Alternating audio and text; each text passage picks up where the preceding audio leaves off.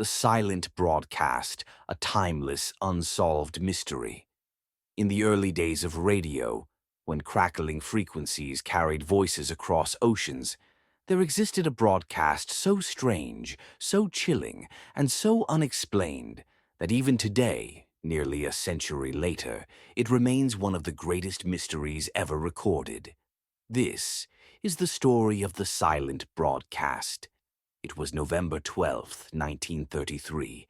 Shortwave radio enthusiasts across Europe were tuning in to their usual nightly stations, weather updates, orchestral music, government bulletins. Nothing unusual. Then, at exactly 11:13 p.m., something changed. Dozens of listeners reported that their radios suddenly went silent. Not static, not distortion, just pure silence. Confused, many assumed their sets had malfunctioned, but before they could adjust their dials, a faint tone broke through the quiet. A long, steady hum at exactly 432 hertz, a frequency sometimes called the natural resonance tone. After the hum faded, a slow, rhythmic tapping began. 5 taps. Pause. 5 taps again. Another pause. Then 5 more. It continued for exactly 33 minutes. No voice, no music, no interference. Just that eerie pattern of tapping across the empty airwaves.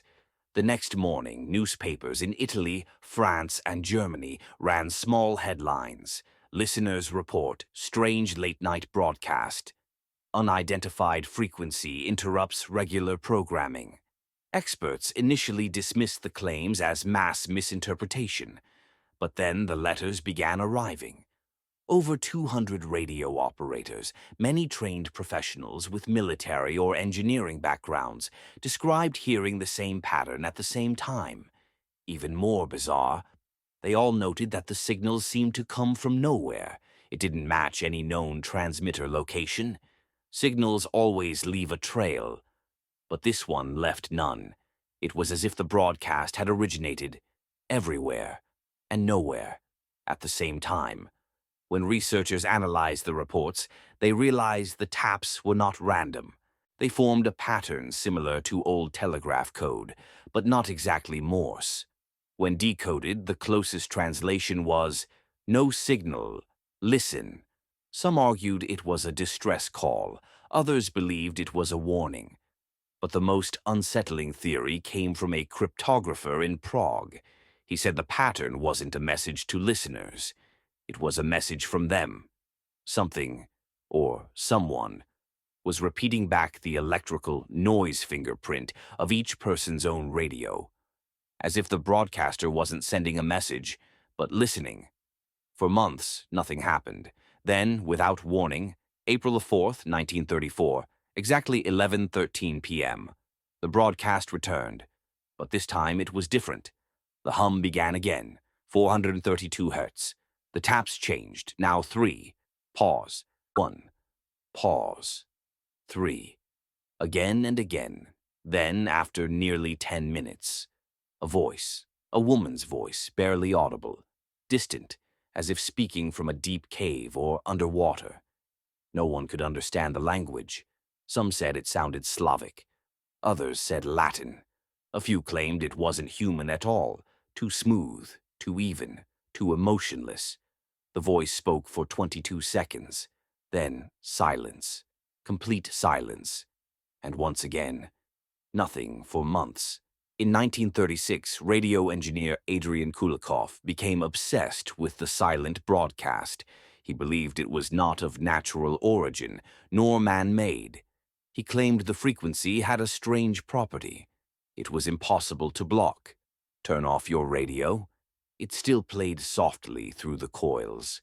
Disconnect the antenna. The taps continued faintly. Kulikov recorded over 61 hours of strange audio and began noticing a disturbing pattern. The broadcast always returned on nights when the Earth's magnetic field dipped slightly. Solar storms, geomagnetic anomalies, rare electric fluctuations.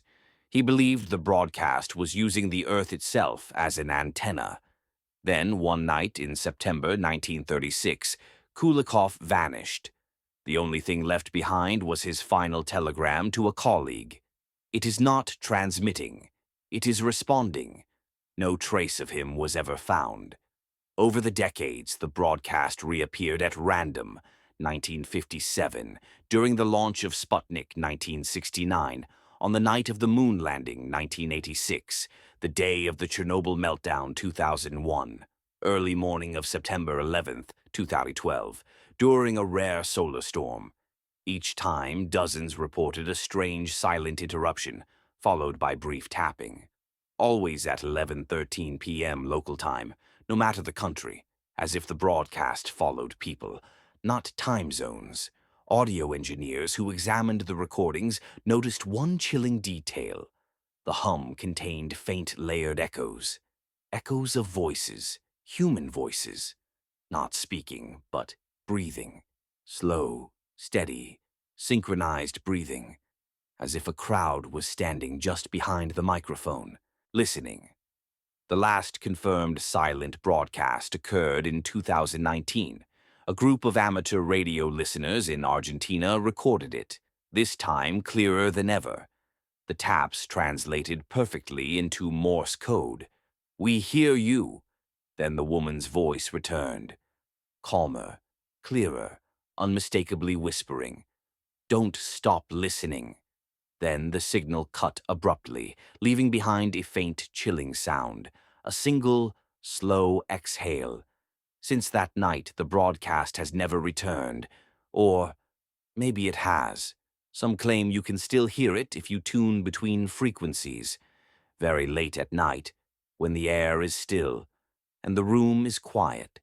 A faint hum, a soft tapping, a breath that isn't yours. And if you ever hear it, remember, it might not be trying to speak to you. It might be trying to hear you.